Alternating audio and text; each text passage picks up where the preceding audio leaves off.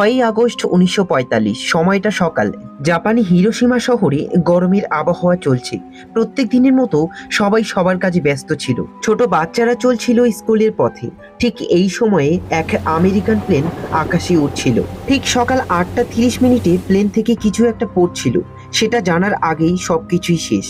সেই সময়ের মধ্যে মনে হয়েছিল ঠিক সূর্য যেন মাটিতে পড়ে গেছে। শুধুমাত্র 1 সেকেন্ডে 80,000 মানুষেরও বেশি মাটির সাথে মিশে যায়। ঠিক সেদিনে এমন ঘটনা ঘটার কারণটা কি? কেন করা হয়েছিল এই ভয়ঙ্কর বিস্ফোরণ? শুরুর পূর্বে ছোট্ট একটা রিকোয়েস্ট, যদি ভিডিওটা ভালো লাগে অবশ্যই লাইক এবং সাবস্ক্রাইব করে আমার পাশে থাকুন। এটা তোমাদের জন্য তো একদমই ফ্রি, কিন্তু এটা আমাকে এগিয়ে নিতে অনেক অনেক সাহায্য করে।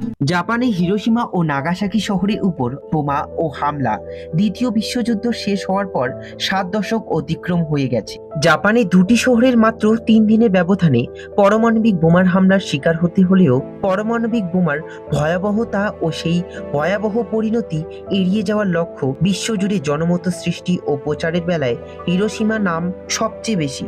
70 বছর আগে 1945 সালে 9 আগস্ট নাগাসাকি শহরের ক্যাথলিক গির্জার ঠিক উপরে ফেলা হয়েছিল পারমাণবিক বোমা।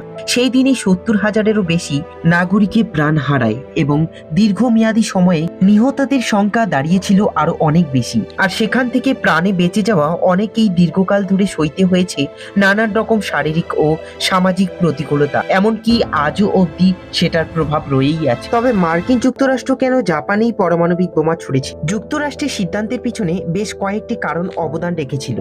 একটি কারণ ছিল জাপানের নিঃশর্ত ও আত্মসমর্পণের অনিচ্ছাকরিতা।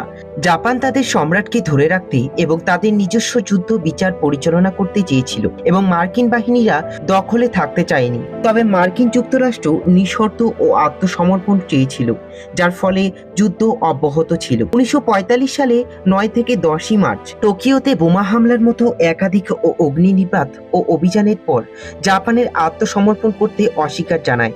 শুধুমাত্র টোকিওতে বোমা হামলার কয়েক হাজার মানুষ প্রাণ হারায় এবং প্রায়ই এটিকে ইতিহাসের সবচেয়ে ধ্বংসনাত্মক যুদ্ধের হিসাব উল্লেখ করা হয়। এই বোমার কারণে সৃষ্টি ও অগ্নিঝড়ে এক রাতে কমপক্ষে 80,000 মানুষ, সম্ভবত 1 লাখেরও বেশি মানুষ মারা গিয়েছিল।